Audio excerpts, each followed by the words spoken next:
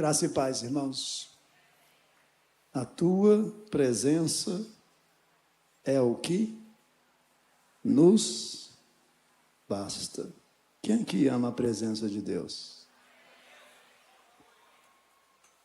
Quem aqui reconhece que a presença de Deus é suficiente? Irmãos, nós temos muitas necessidades nessa vida. Essa é a grande verdade. Mas os anos se passam e a gente vai vivendo e vai aprendendo muitas coisas. E uma das coisas mais lindas que a gente aprende ao caminhar com Cristo é que a presença dele realmente é suficiente. Basta. E nessa noite, irmãos, eu quero louvar a Deus junto com você, porque aqui louvamos agora há pouco, nos hinos que cantamos, falando dessa gloriosa presença que nos basta. E eu quero falar disso aqui hoje, se Deus assim me der graça. Tem momentos na nossa vida, irmãos, que as palavras desaparecem da nossa boca. Tem momentos na nossa vida que nós temos pouco a dizer. E eu quero te dizer que esses momentos são os mais importantes da nossa vida. É quando temos pouco para dizer. E para ilustrar isso, não é o texto que eu queria compartilhar com vocês aqui hoje, não é o texto. Mas enquanto aqui nós louvávamos a Deus, irmãos, o Espírito Santo foi falando ao meu coração a respeito disso. Eu confesso, tem momentos na nossa vida, irmãos, que as lutas são tão grandes, que as dores são assim tão elevadas, e as guerras são tão grandes, que parece que não temos muito o que dizer. E para ilustrar esses momentos que talvez você também esteja vivendo, eu quero trazer aqui à frente um personagem bíblico que passou por situações terríveis. O nome dele é Davi. E eu quero apresentar para vocês um dos piores momentos da vida de Davi. E como ele reagiu diante das situações que ele estava vivendo. Eu quero aqui pedir aos irmãos que coloquem aqui no telão o Salmo 18. Apenas o versículo 1. Tem momentos, irmãos, que se essas palavras restarem, é suficiente.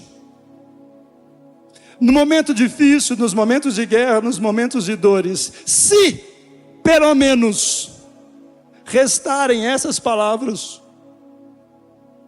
Davi, quando escreveu o Salmo 18, vivia um dos seus piores momentos, morando no deserto, fugindo do seu inimigo, Saul, correndo o risco de ser morto.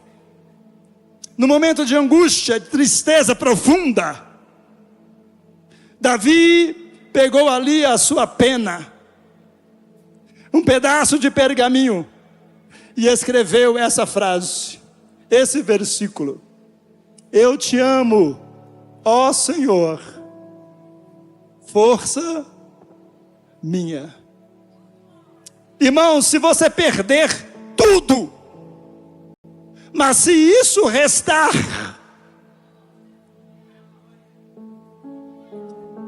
eu quero te dizer que você é um bem-aventurado. Você pode perder tudo nesta vida, mas tem duas coisas que você jamais pode perder. Número 1, o amor a Deus. Ainda que você esteja se arrastando, ainda que você esteja todo machucado, ferido na batalha, se você ainda tiver um pouquinho de força, um tiquinho só, um tiquinho de fôlego, posso dar um conselho? Gaste o seu último fôlego de vida para fazer essa declaração de amor. Senhor, eu te amo. Sabe o que acontece logo depois?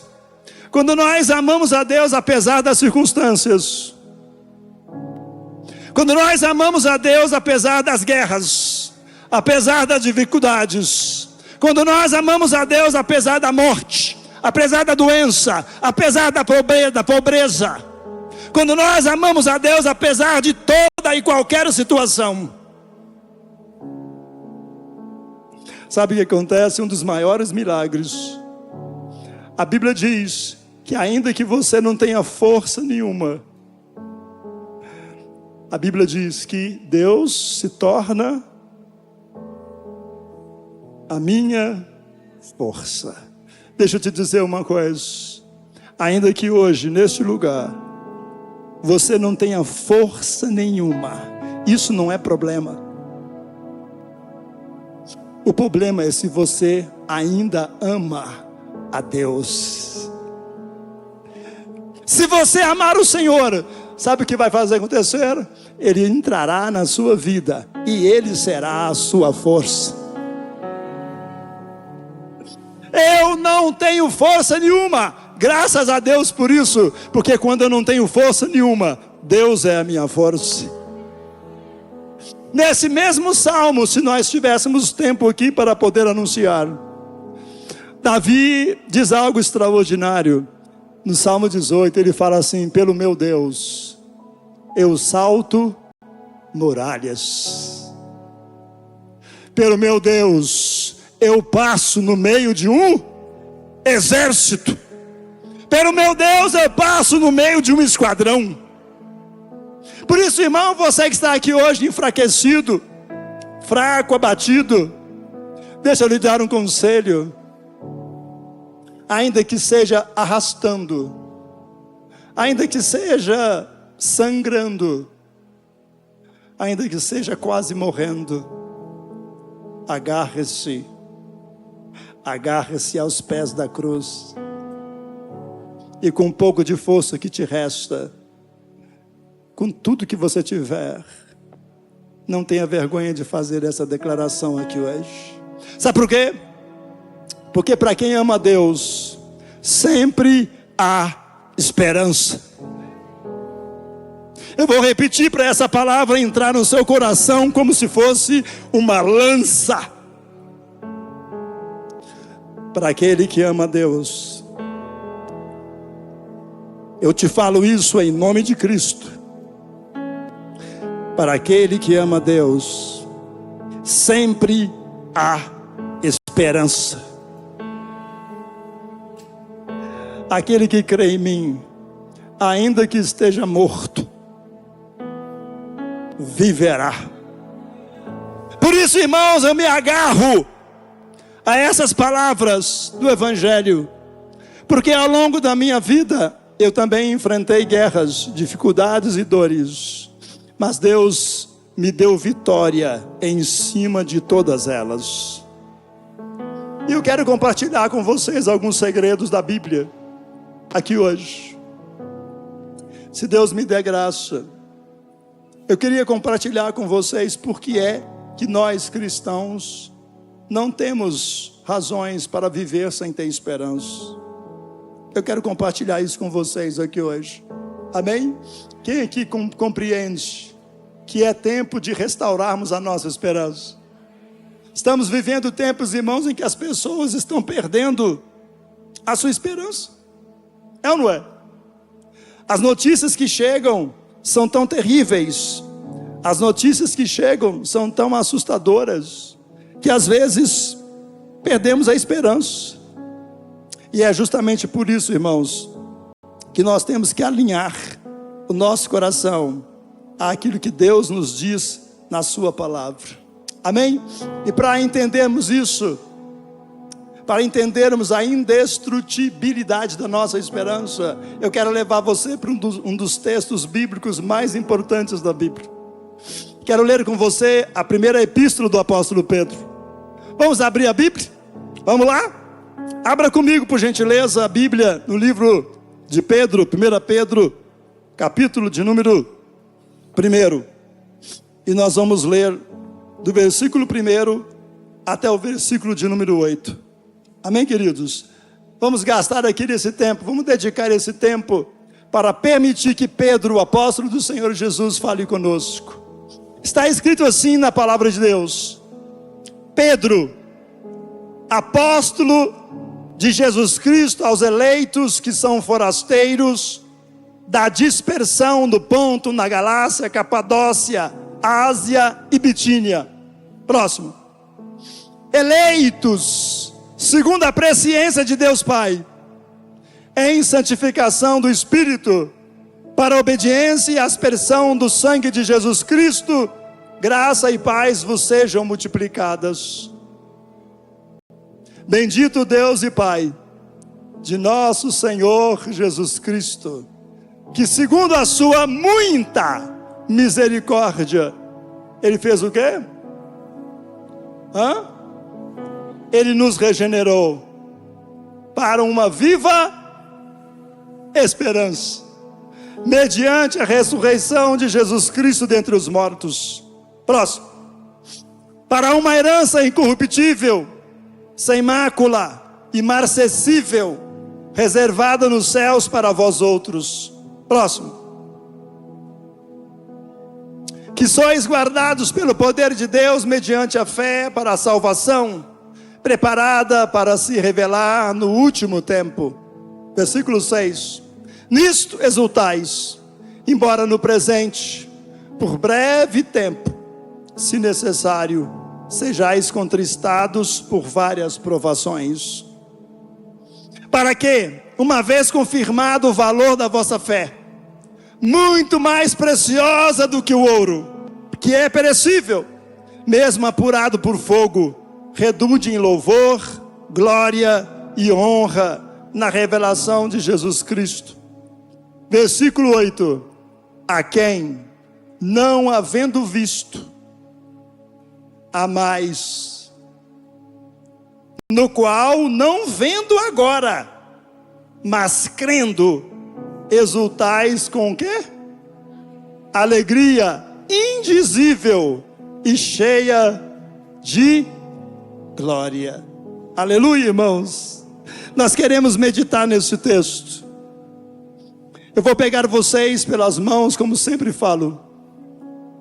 E se vocês forem corajosos, eu vou levar vocês para dentro desse texto. Eu quero expô-lo aqui hoje. Você crê nisso? Você crê que Deus pode falar com você através da Escritura? Irmãos, eu sou igual a você, não há nenhuma diferença. Mas Deus pode usar qualquer um que Ele quiser para trazer a resposta àquilo que está queimando no seu coração. E hoje é o dia. O apóstolo Pedro escreveu essa carta, irmãos, mais ou menos no metade do primeiro século. Era um tempo em que a igreja estava sendo perseguida, irmãos. Na verdade, a igreja sempre foi perseguida. A igreja nunca encontrou céu de brigadeiro. A igreja sempre caminhou debaixo de muita perseguição. Mas nessa época em que Pedro escreveu essa carta, a perseguição era severa. A perseguição era brutal. A igreja estava sendo perseguida. E Pedro, então, sabendo dessa imensa angústia, pessoas vendo seus parentes sendo mortos, pessoas sendo presas pelas autoridades romanas, e a igreja sendo perseguida, irmãos, trazendo para o coração da igreja medo, pavor, angústia, tristeza, pobreza. Os bens da igreja, as pessoas perdiam seus bens, eram confiscados, de tal maneira que se você abrisse a boca e dissesse que era cristão, você era massacrado, perseguido, muitas vezes torturado. E nessa época, Pedro, sabendo de toda essa angústia que a igreja vivia, ele escreveu uma carta, e eu acho extraordinário, porque a carta de Pedro não é para falar de perseguição, não é para falar de tristeza, não é para falar de dor, é para falar de esperança. Eu acho extraordinário isso. E ele começa a sua carta. Se, por gentileza, retornamos aqui para o versículo 1. Vamos lá. Vamos percorrer versículo por versículo aqui para entender o que Deus tem para falar conosco. A Bíblia diz no capítulo 1 de 1 Pedro. Pedro se apresenta como apóstolo de Jesus Cristo. E ele escreve: e quem são os destinatários dessa carta? Para quem Pedro está escrevendo? Para quem?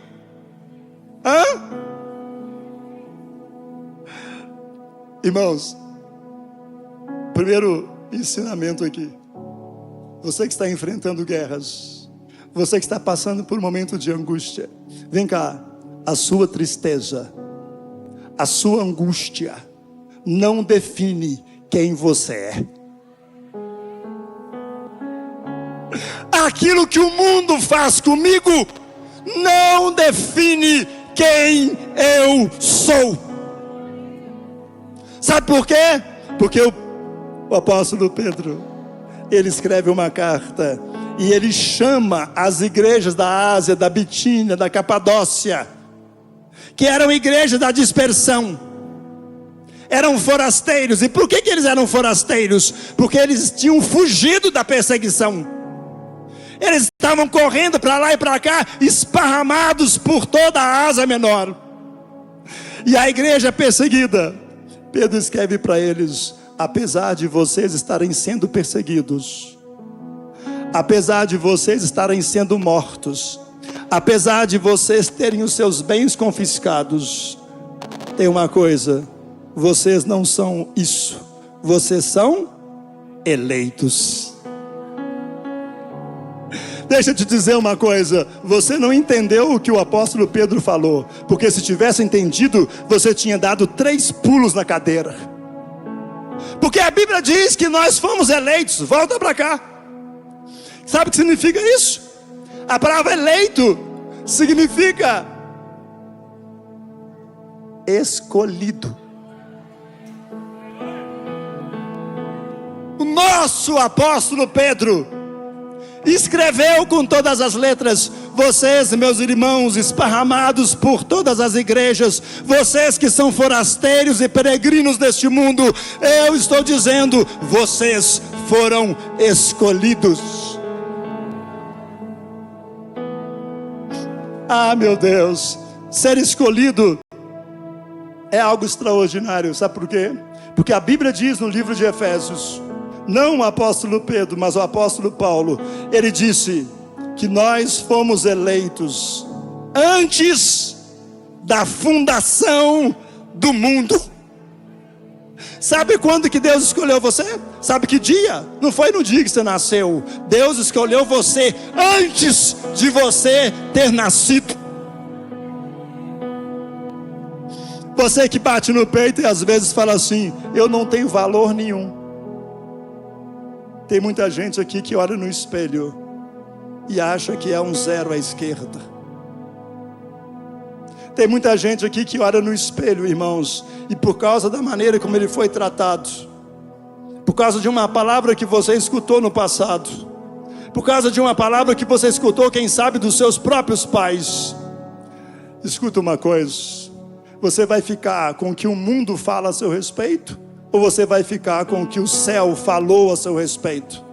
E o céu está dizendo que você foi escolhido, você foi eleito. Ah, eu acho lindo isso, porque eu fui escolhido, sabe quando? Antes de eu ter nascido. Então, pastor Jorge, Deus me escolheu não é porque eu mereço, não é porque eu sou bonzinho, não é porque eu sou ruinzinho, não é porque eu sou lá ou cá. Ele me escolheu porque Ele quis. Eu acho extraordinário, sabe por quê, irmão? Na doutrina da eleição, quando você vai comprar, quando você vai escolher uma roupa lá no shopping, quando você vai escolher uma batata lá no sacolão, você olha para os objetos e você escolhe aquele que é agradável, aquele que é melhor ao seu julgamento, é ou não é? Ou seja, a escolha se baseia na qualidade que o objeto tem. Mas quando Deus foi escolher você, Ele não procurou qualidade nenhuma. Ele não procurou nada. A causa da escolha de Deus é o amor de Deus por você.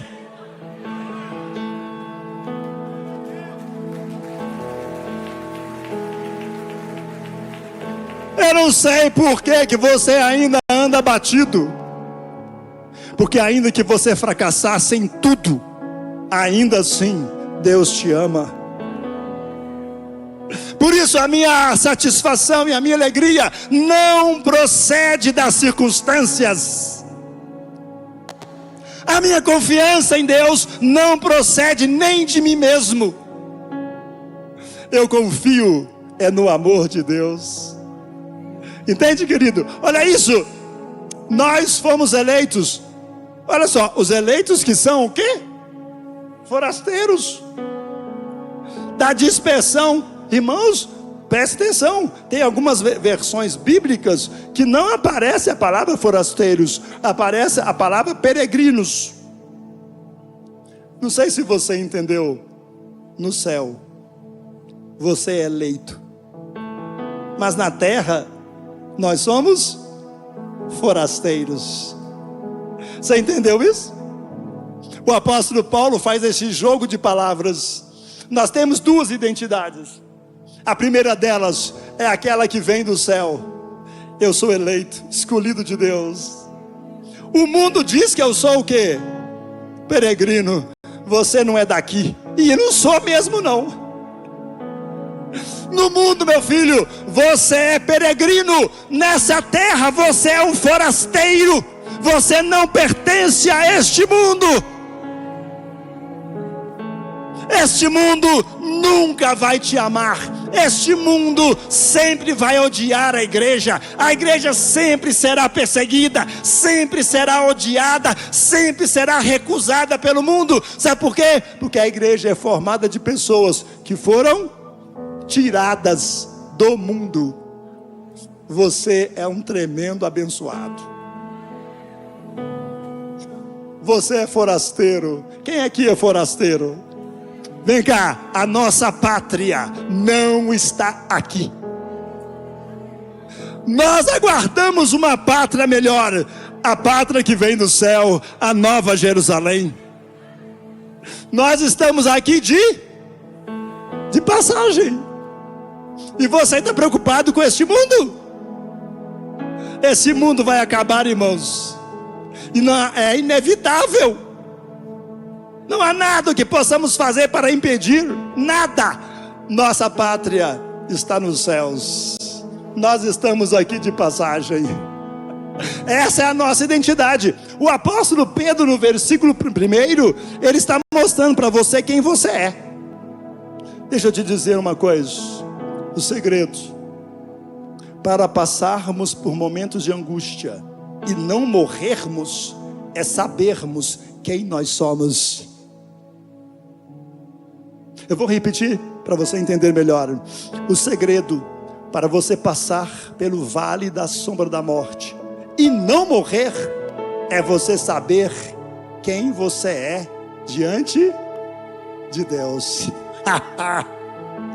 Eu sou o que sou. Não é porque eu sou, é porque Ele disse que eu sou. Entendeu isso? Lembra de Cristo no batismo? Eis aí o meu filho amado, em quem eu me comprazo. Foi o céu que falou, não foi ele não. Deixa eu te dizer uma coisa. Quem aqui já ouviu, já recebeu essa revelação? O céu já disse para você quem você é? Você sabe quem você é? Ou não? Se você não sabe, deixa Pedro falar com você. Você é escolhido. O mundo inteiro pode ter te recusado. Talvez até a tua família recusou você. Talvez você foi recusado por todo mundo. Você foi rejeitado por todo mundo. Não tem problema. Deus não me rejeitou. Ele me escolheu. Isso cura tudo. Isso sara tudo. Isso muda tudo. Versículo 2. Eleitos. Olha como é que você foi escolhido. Eleitos de acordo ou segundo o quê? A presciência do Pai. A palavra presciência ali, sabe o que significa? É que Ele escolheu você. Repito, no momento em que você não existia, na sua presciência. Se é pré, é antes. É ou não é? Ele te escolheu antes de você ter nascido, antes de criar o mundo, antes de você pecar, antes de você nascer, antes do tempo. No Kairos de Deus, Deus te viu. Você não tinha visto Ele, mas Ele já tinha te visto. E deixa eu dizer uma coisa, Ele se apaixonou por você. Não sei por quê, não sei por que razão, mas Ele te ama. Eleito segundo a presciência de Deus Pai. De onde veio a eleição? Deus Pai. Irmão, você não entendeu? Quem escolheu você foi Deus Pai, o Criador dos céus e da terra. Foi Ele que te escolheu. E outra coisa, Ele nos escolheu em santificação de quem? Do Espírito Santo. Então, primeiro, a presença do Deus Pai. E agora a presença de quem? Do Espírito Santo, fazendo um processo que nós chamamos de santificação. Você foi escolhido. Tinha 1 milhão, 1 tonelada de defeitos, mas Deus disse, não estou nem aí, eu quero Ele. Por que Deus te escolheu sendo você o que você é? Sabe por quê? É porque eu tenho uma coisa que ele não sabe, o Espírito Santo de Deus. Ele vai promover uma coisa que você não pode fazer sozinho. Ele vai produzir santificação na sua vida. Aquilo que você não pode vencer com a sua força, o Espírito de Deus entra e te capacita. Ele me escolheu, mas não basta isso. Além de me escolher, Ele enviou o Espírito Santo para me capacitar a entrar nesse processo de santificação. Meu Deus! Que mais? Ele me elegeu de acordo com a presciência de Deus Pai, em santificação do Espírito, mas para quê? Para a obediência e aspersão de quê? Do sangue de Jesus Cristo. Então, Deus Pai elege, o Espírito Santo santifica, e Cristo derrama o seu sangue. Eu vou repetir: Deus Pai escolhe, antes da fundação do mundo, o Espírito Santo santifica, e o Filho de Deus, Cristo Jesus, derrama o seu sangue na cruz. Sabe para quê? Para selar uma aliança. A Bíblia diz: esse é o meu cálice da nova aliança no meu sangue. Deixa eu te dizer uma coisa. Deixa eu te dizer um negócio. Vem cá. Deus fez um pacto com você. Você não tinha nem nascido, e Ele produziu uma aliança. E sabe como é que Ele selou essa aliança? Com o sangue do próprio Filho dele. Ele assinou embaixo com sangue, para dar a você a garantia de que Ele não vai voltar atrás. A escolha que Ele fez é uma escolha eterna. Nada pode destruir esta escolha, nem você mesmo. Eu acho extraordinário isso. Versículo seguinte, versículo 3. Pode adiantar aí, por favor. Aí Pedro ao olhar essas revelações, olha só, eu fui escolhido, o Espírito me capacita, o sangue de Cristo sela essa aliança de Deus Pai comigo. Ele fica tão maravilhado com essas declarações bíblicas, que ele reage da seguinte maneira: bendito Deus e Pai. Tem que falar bendito ou não tem? O que você acha? Depois de descobrir que você foi eleito por Deus, está na hora ou não está na hora de dizer graças a Deus? Está ou não está? Pedro, apóstolo, ele próprio disse: bendito Deus e Pai de nosso Senhor Jesus Cristo, que segundo a sua, não senhor, que segundo a sua, eu vou apontar para você ver, segundo a sua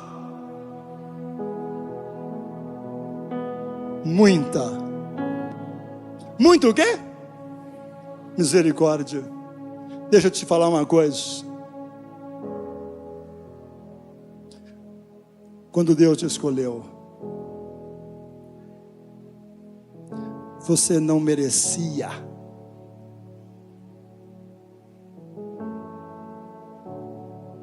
Sabe o que levou Deus a escolher você? Não foi só o amor, foi outro negócio, tão poderoso contra o amor. É uma palavrinha maravilhosa, chamada misericórdia. Sabe o que significa isso? Misericórdia é o ato de não dar a uma pessoa o castigo que ela merece. Eu e você, por causa do pecado, não merecíamos outra coisa senão o inferno. Mas Deus, na sua muita misericórdia, o que Ele fez? Pela aspersão do sangue de Cristo Jesus, sabe o que Ele fez? Deixa eu te dizer isso, eu nasci para fazer isso. Ele te perdoou. Ele cumpriu a justiça de Deus na pessoa do próprio Filho dele. Ele executou a justiça de Deus em si mesmo. Sabe para quê? Para que você fosse declarado inocente. Eu não sei, irmãos, muitos de nós padecemos nos dias atuais. Sabe por quê? Porque nós não sabemos quem somos. Sabe quem você é? Você é alguém que foi inocentado por Deus. Diante dos tribunais celestiais, você não tem culpa nenhuma,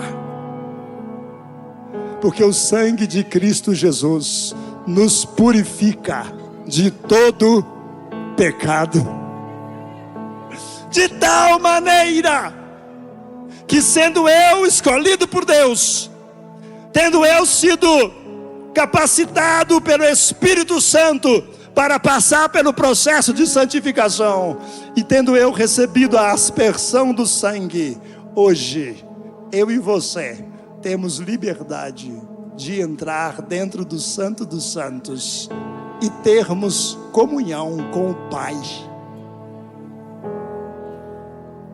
Muitos de nós padecemos, estamos vivendo sem esperança. Sabe por quê? Porque você não sabe quem você é. Você tem direito de entrar dentro do Santo dos Santos e falar com o Criador dos céus e da terra. Você sabia disso?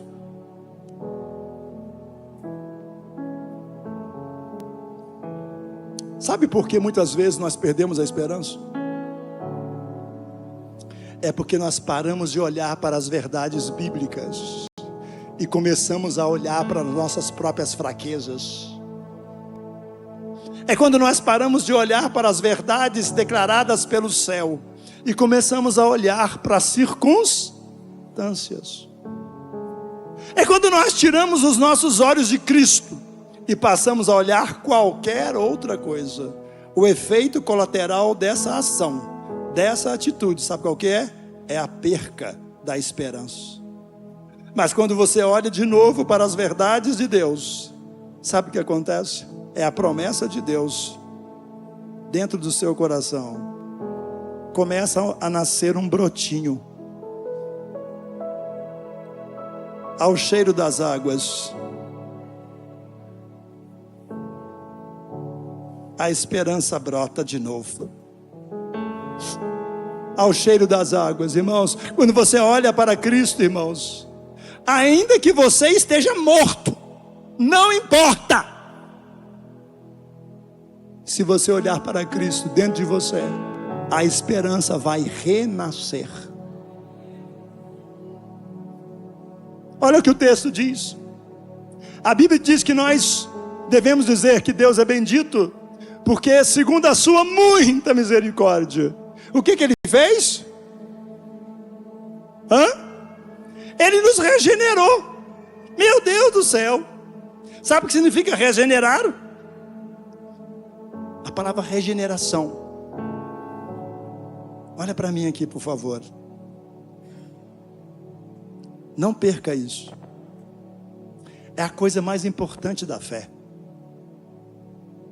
Um sábio, um homem muito sábio chamado Nicodemos, foi falar com Jesus à noite e derramou a sua sabedoria. Aí Jesus virou para ele e falou assim: Nicodemos, Nicodemos, necessário vos é nascer de novo. Aquele que não nascer da água e do Espírito não verá o reino de Deus. Esse nascer de novo, sabe o que significa? Significa ser regenerado. É a mesma coisa. Na Bíblia, regeneração é igual a novo nascimento. Ou seja, Pedro está nos dizendo que nós, que fomos eleitos por Deus, nós fomos... Deixa eu te falar uma coisa, você nasceu de novo. Quem aqui ouviu o Evangelho um dia e aceitou Jesus? Faz quanto tempo?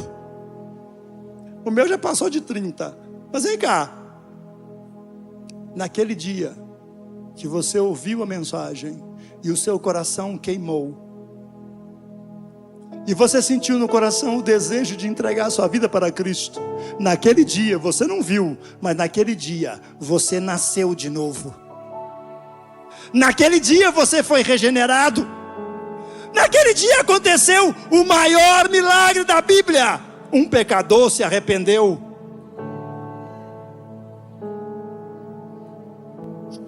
Eu acho isso lindo. Agora, para que ele nos regenerou? Para quê? Ele nos regenerou para uma viva esperança. Irmãos, e aqui eu quero parar.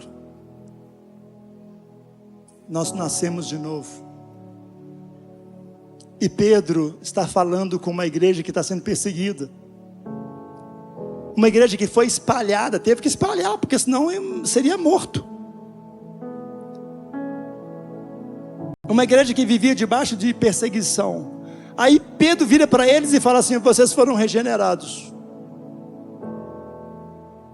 para viver uma viva esperança. Sabe o que isso me fala comigo, irmãos? Que a esperança cristã não é um sentimento. A esperança da igreja não é uma ideia. A esperança da igreja não é uma expectativa. Não. A esperança da igreja tem uma característica diferente. A esperança da igreja é uma esperança viva. Há dois tipos de esperança. Existe a esperança morta, a esperança comum. Existe um outro tipo de esperança, a esperança viva. Eu gosto de comparar esses dois tipos de esperança com uma vela e com um sol. Acho que é a melhor maneira de fazer você entender a diferença entre essas duas esperanças. A esperança que vem dos homens, a esperança que brota dos nossos sentidos, a esperança que nasce neste mundo pode ser comparada com uma vela acesa. É bonito ou não é? Aquela chama azul, alaranjada da vela. É bonito. Mas se você for lá e fizer isso, acabou-se a vela. Ou seja, é uma esperança que acaba facilmente. O outro tipo de esperança, que eu comparo com o sol, em pleno meio-dia. Queridos, ainda que venha uma tempestade, ainda que densas nuvens, escuras, carregadas, cubram o céu, e o dia vire noite. Vem cá, o sol foi apagado? Deixa eu te falar uma coisa. A esperança que a Bíblia tem para você, as circunstâncias não pode apagar. Ainda que o dia tenha virado noite, vem cá, a esperança está acima das nuvens, só esperando uma frestinha qualquer, porque quando houver essa fresta, a luz potente do sol atravessará. Sabe por quê? Olha a revelação bíblica. A Bíblia diz que nós somos regenerados para uma viva esperança, mediante a ressurreição de quem? De Cristo Jesus. Sabe o que produz essa esperança? De onde que vem essa viva esperança? Se você é um bom leitor, você deve ter entendido. O que é que produz essa viva esperança, irmãos? A esperança da igreja vem de onde? Desculpa eu abusar da sua paciência. As grandes verdades bíblicas são como diamantes enterrados. Se você não tiver paciência de cavacar, você nunca encontrará o tesouro. Deixa eu te dizer uma coisa. A sua esperança não é a esperança que o mundo dá. A sua esperança, ela emana, ela vem do sepulcro vazio. Essa viva esperança para a qual eu e você fomos chamados, não procede de nenhum outro lugar, senão do fato do Cristo ter ressuscitado dos mortos.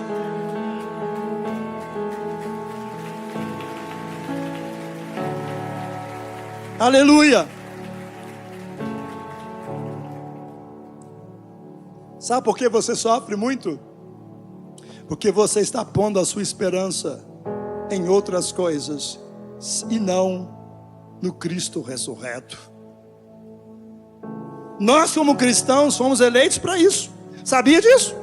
Nós como cristãos não podemos depositar a nossa confiança e a nossa esperança em nada, a não ser em Cristo Jesus.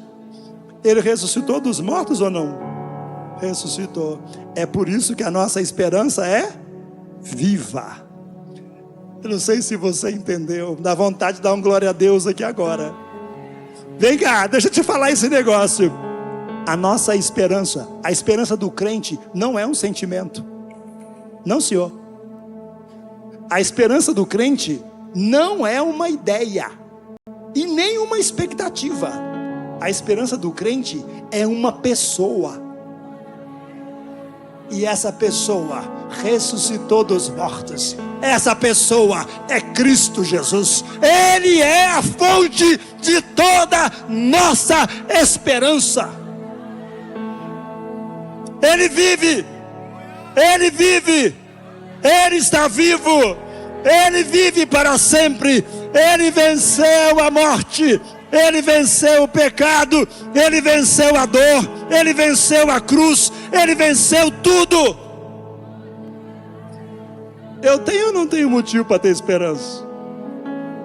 Porque a minha esperança é Ele. Deixa de falar a verdade.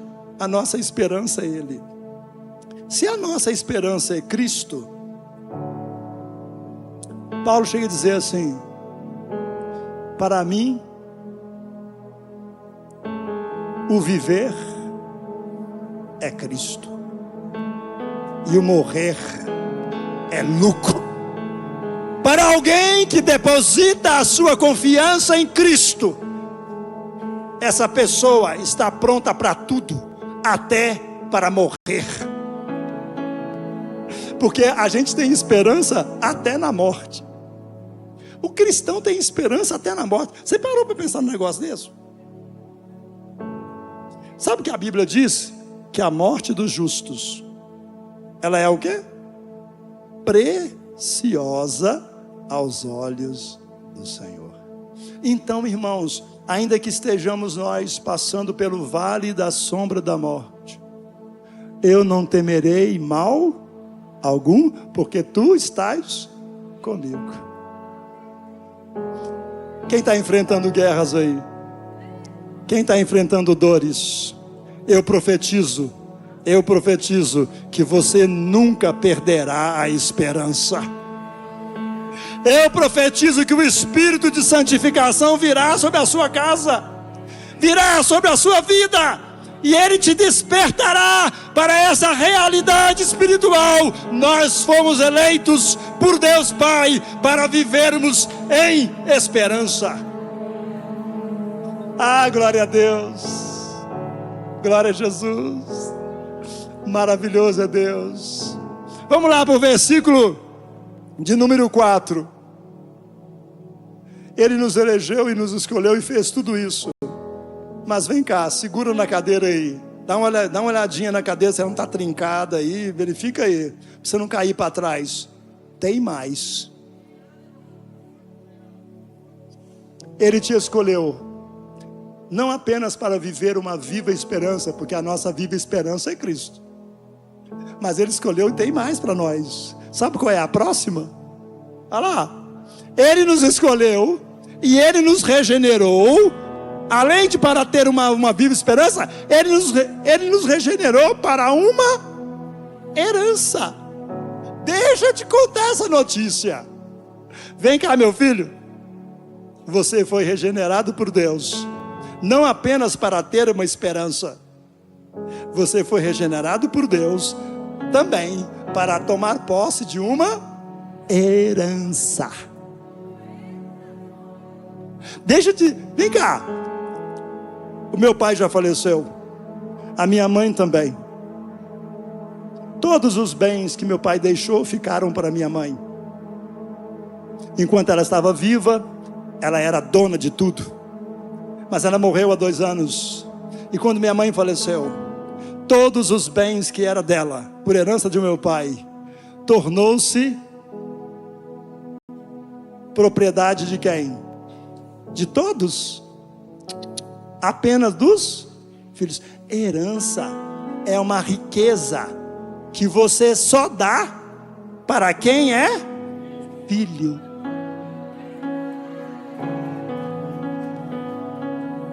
Vem cá, deixa eu te dizer uma coisa. Acorda, meu filho, acorda dessa desesperança que você está vivendo, porque tem uma herança para você.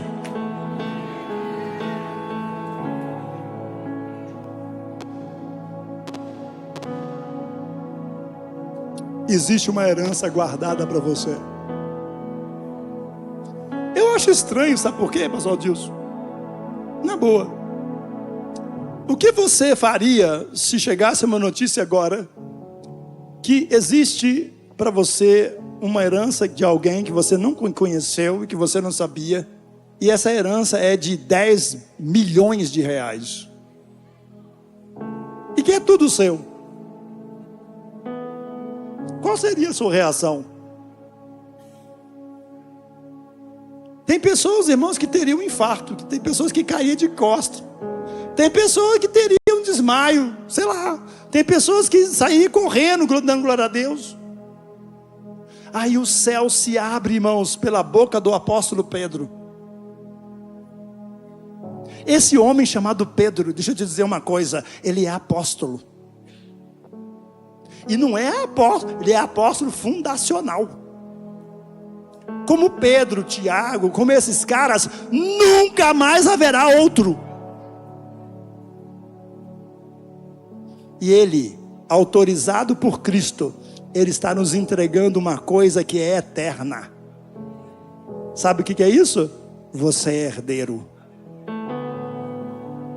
Você tem uma posse, você tem uma herança em Deus. Você é, irmãos, eu não sei, eu poderia ficar aqui a noite inteira falando com vocês. Escuta isso, meu filho. Você não é filho bastardo. Você não foi abandonado pelo seu pai. O seu Pai Celeste nunca te abandonou. Nunca. Foi você que muitas vezes se afastou dele, mas ele nunca se afastou de você. E ele não desistiu de fazer você tomar posse dessa herança. Ele está pronto. Ele nos chamou para uma herança. Agora segura aí. Que tipo de herança é essa?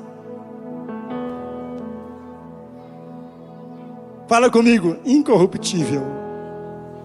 Sabe o que significa isso? É uma herança que não apodrece. Segunda coisa, é uma esperança. É uma herança sem mácula. Sabe o que significa isso? É uma herança perfeita, sem defeitos.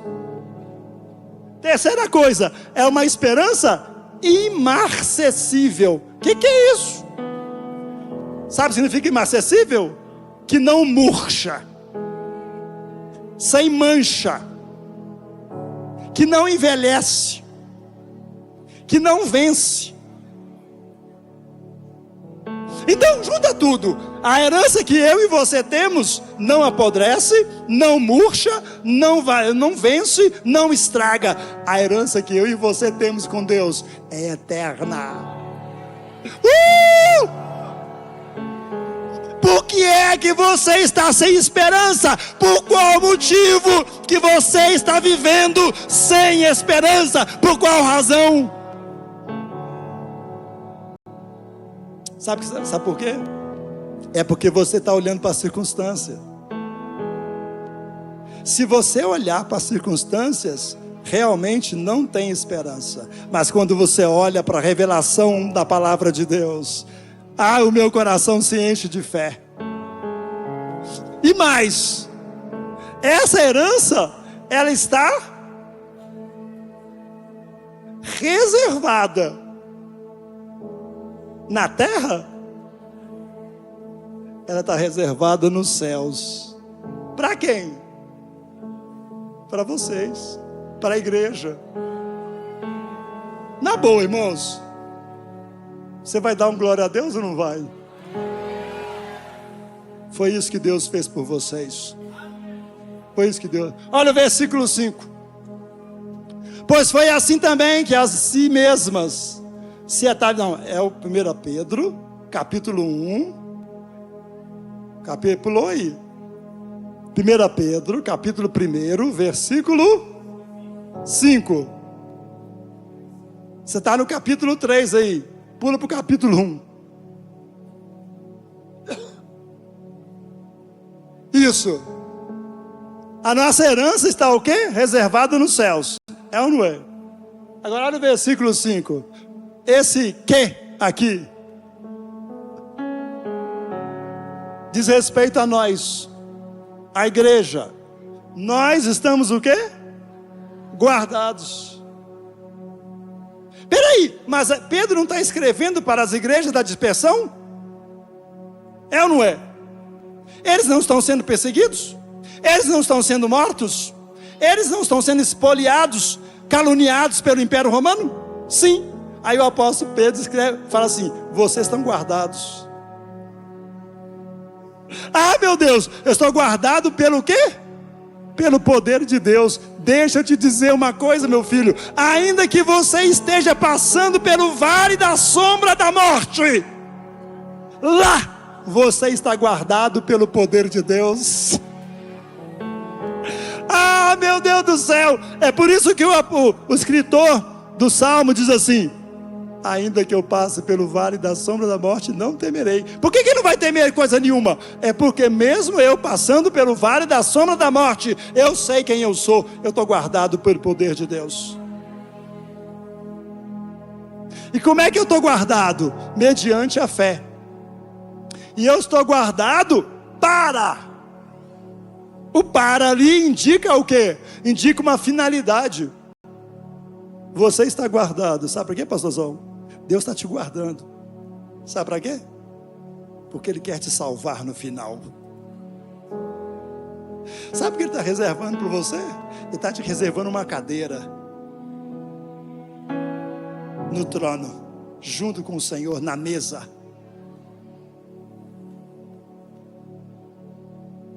Sabe o que está reservando para nós? Um corpo glorificado, que não envelhece, não adoece, não morre. Sabe o que está? Nós seremos como os anjos. Nós seremos como Cristo após a morte. Seremos transformados, irmãos. Estaremos com Ele para sempre na glória. Foi para isso que você foi escolhido. Acordou para isso? Diante dessas verdades eternas de Deus, nós temos direito de viver sem esperança? Temos. Nós somos indesculpáveis diante de Deus. Deixa eu te dizer uma verdade. Nós somos chamados para viver essa salvação aqui, preparada para revelar-se a nós no último tempo. Está para ser revelada, mas ela é uma verdade hoje ou não é? É uma verdade revelada por nós pelas Escrituras. Olha o versículo de número 6. Só faltam 2 para encerrar. Nisso o quê? No fato de que nós seremos salvos. Nisso nós exultamos. Nós nos alegramos ou não? Na boa, você ao saber de todas essas coisas, no seu coração brota ou não brota alegria? Nasce ou não nasce uma alegria no seu coração aí? Nisso exultais. Mas vem cá, existe um embora. Embora no presente por breve tempo. É breve.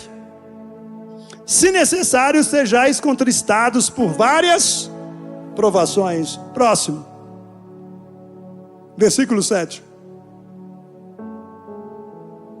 Para que, uma vez confirmado o valor da vossa fé, muito mais preciosa do que o ouro perecível, mesmo apurado por fogo, redunde em louvor, glória e honra na revelação de Jesus Cristo. Deixa eu te falar, sabe por que nós passamos pelo vale da sombra da morte? Deus nos elegeu, Deus nos santificou pelo Espírito, Deus estabeleceu uma aliança conosco pelo sangue de Cristo, Deus nos deu esperança, Deus nos regenerou, Deus fez tudo isso. Mas mesmo assim nós passamos por provações. Mesmo assim nós enfrentamos o vale da sombra da morte. Sabe para quê? Deus permite. Não é para te matar, é para provar a sua fé. A sua fé tem um valor precioso, irmãos. A nossa fé, ela se manifesta não é nos momentos bons, é nos momentos difíceis. É nos momentos de batalha, de dor e de angústia que a nossa fé é provada. É nessas horas que nós temos que fazer como Davi fez no Salmo 18. Senhor, eu estou todo machucado, estou todo ferido, mas eu te amo, Senhor. Tu és a minha força. Irmão, lá em casa de vez em quando eu estou destruído. Sabe o que eu faço? Eu deito no chão lá e falo: Senhor, não tem força para nada, mas eu te amo, Senhor.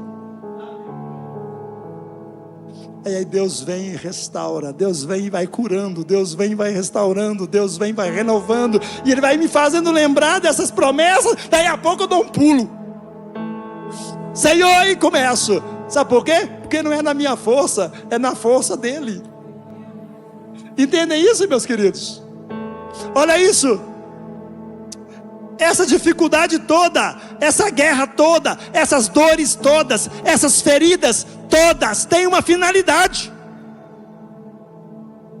Não é destruir a gente, não. A finalidade é que tudo isso redunde, tudo isso se transforme em quê? Em louvor, glória e honra àquele que se revelará no dia de Cristo. Deixa eu te falar, essa luta que você está passando é para a glória de Deus. Essa guerra que você está enfrentando, essas feridas, sabe o que é isso? É para que a sua fé seja um instrumento de glorificação da pessoa de Cristo. Ele é glorioso e capaz de fazer tudo na nossa vida. O último versículo, versículo 8, eu encerro aqui. O versículo 7 encerra falando de quem? Volta lá no 7, por favor. Vem cá, a última palavra ali, Jesus Cristo. Olha o versículo 8. Em quem, a quem, não havendo visto, a mais. Vem cá, a igreja da Ásia, da Capadócia, da Bitínia, todas essas igrejas estavam sendo perseguidas. Para quem Pedro escreveu, nenhuma delas viu Jesus Cristo. Nenhuma delas conheceu Jesus pessoalmente. Nenhuma delas. Mas, apesar de nunca terem visto Jesus, não havendo visto, a mais, eles amavam Jesus Cristo, irmãos. Era uma igreja perseguida, pastor Adilson, mas era uma igreja que amava a pessoa de Cristo. Olha mais, não o vendo agora, mas crendo. Então essas igrejas perseguidas da Ásia Menor tinha duas características que são fundamentais para nós termos alegria no meio das dores. Qual é o segredo para a gente vencer no meio das perseguições e das tristezas? Qual é a razão? Qual é o segredo? São duas coisas muito simples, que está aqui revelado no versículo 8. Vem cá. Você já viu Jesus? Quem já foi arrebatado aqui já viu Jesus? Eu nunca vi Jesus, mas eu não preciso vê-lo para crer nele. Bem-aventurado aqueles que não viram e creram. Acho isso lindo. Vem cá, 2 segredos para você vencer a desesperança. Deixa eu te dar um conselho. Ame a Cristo Jesus. Ame Ele. Segunda coisa. Deixa eu vir para cá, peraí. Vocês não estão vendo Ele agora, mas crendo. Junta essas duas coisas: amor e fé. Fé e amor. Os meus pais apostólicos, aqueles que me ensinaram o Evangelho, me ensinaram uma coisa: fé e amor. Eles me ensinaram um negócio estranho. Eles diziam assim: fogo e pólvora. Enquanto essas duas coisas estão separados ou separadas, nada acontece. Mas quando você mistura fogo com pólvora, o que acontece? Explode. Existem duas coisas que não podem ficar separadas. Você precisa amar a Cristo, mas além de amá-lo, você precisa crer nele. Creia e ame, ame e creia. E sabe o que vai acontecer? Olha ali: exultais com alegria indizível e cheia de glória. mas essa igreja não é perseguida. Essas igrejas não estão debaixo de perseguição. Como é que eles estão exultando com alegria indizível? Como? Debaixo de perseguição? Sim, Senhor. Deixa eu te dizer para encerrar aqui. Irmãos, depois de tudo isso, ensinado pelo apóstolo Pedro, nós descobrimos uma coisa importante. A alegria cristã não procede das circunstâncias. Porque se procedesse, essas igrejas não tinham motivo nenhum para estarem felizes e alegres. A alegria cristã procede do fato de você amar a Cristo e crer nele. A alegria cristã procede do fato de Cristo ter vencido a morte e ter ressuscitado. A nossa esperança procede do fato de Ele estar vivo, e mais do que vivo, pelo fato dele estar presente entre nós. E eu quero convidar você a ficar de pé no seu lugar. Quem aqui ama Cristo Jesus? Quem aqui está vivendo dias em que sua esperança precisa ser renovada? Eu profetizo, como servo de Deus, constituído por Ele, e debaixo da autoridade dEle, eu profetizo que o Espírito de santificação vai tocar no seu coração aqui e agora. Você que está vivendo debaixo de desesperança, você que não tem mais esperança para nada, hoje é a noite em que o Espírito Santo vai virar a mesa. Hoje Deus vai virar a mesa na sua vida. Hoje Deus vai escrever de novo uma nova história. Sabe por quê? Porque Ele é o único capaz de gerar você de novo. É Ele que nos regenera. É Ele que nos faz nascer de novo. E Ele está aqui no nosso meio. Ele está aqui no nosso meio. Ele está aqui no nosso meio. Ele está aqui no nosso meio para enxugar as suas lágrimas. Ele está aqui no nosso meio. É Ele que é capaz de curar as suas feridas aqui hoje.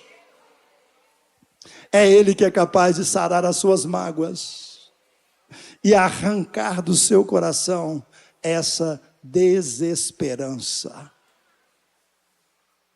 Feche os seus olhos aí, meus queridos. Tem hora que não tem muitas palavras. Tem hora que nós não temos muito o que dizer.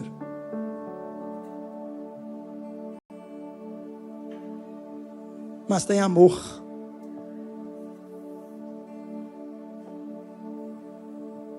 E onde tem amor, irmão, tem força de Deus.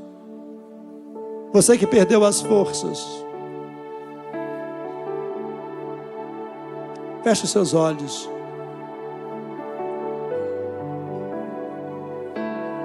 Eleve seu pensamento ao trono da graça, irmãos.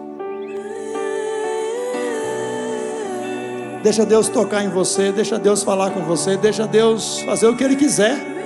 Ele não é soberano? Fala para Ele das suas angústias. Fala para Ele das suas dores. Fala para Ele que você não tem mais força nenhuma.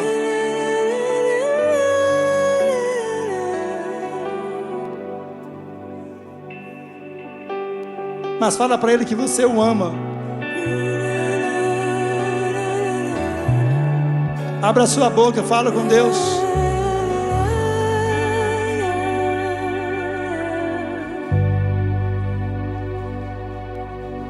Confiando em nosso Deus e em seu eterno amor, não seremos abalados, não seremos abalados, não seremos abalados.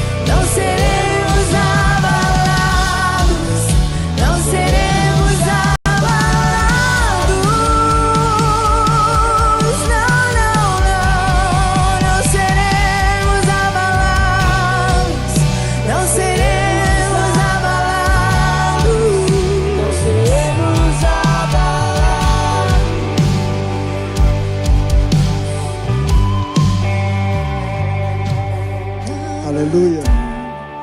Irmão, nós queremos orar por sua vida. Você que está sentindo tudo isso, passando por momentos difíceis, põe a sua mão no coração, por favor. Eu conheço um Cristo que sabe de todas as minhas dores, conhece as minhas lutas, as minhas fraquezas, e quer me sarar, e quer me curar, e quer enxugar as minhas lágrimas. E mais do que isso, eu conheço um Cristo capaz de me fazer nascer de novo, e capaz de me fazer viver um novo tempo, a partir desse que eu estou vivendo. E se você está aqui hoje com o coração assim apertado, e quiser receber um abraço de Deus, e ser acolhido por Deus, põe a sua mão no coração aí onde você está, porque hoje é noite de libertação, irmãos. Amém? Amado Deus, nós colocamos diante do Senhor cada um dos teus filhos que estão aqui hoje. Só o Senhor sabe a luta, a guerra, a luta, a dificuldade que cada um deles estão enfrentando. Mas o seu braço é poderosíssimo para alcançar cada um de nós e trazer do seu bálsamo celeste e derramar sobre nós dessas virtudes das quais procede a nossa cura.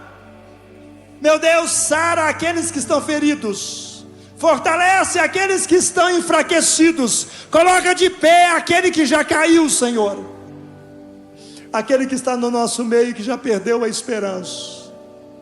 Nós profetizamos aqui hoje, nós profetizamos um brotinho nascendo, nós profetizamos essa esperança renascendo na sua alma. Nós profetizamos essa esperança renascendo no seu espírito aqui hoje. E você sendo preparado para viver um novo tempo na sua história, em nome de Cristo Jesus.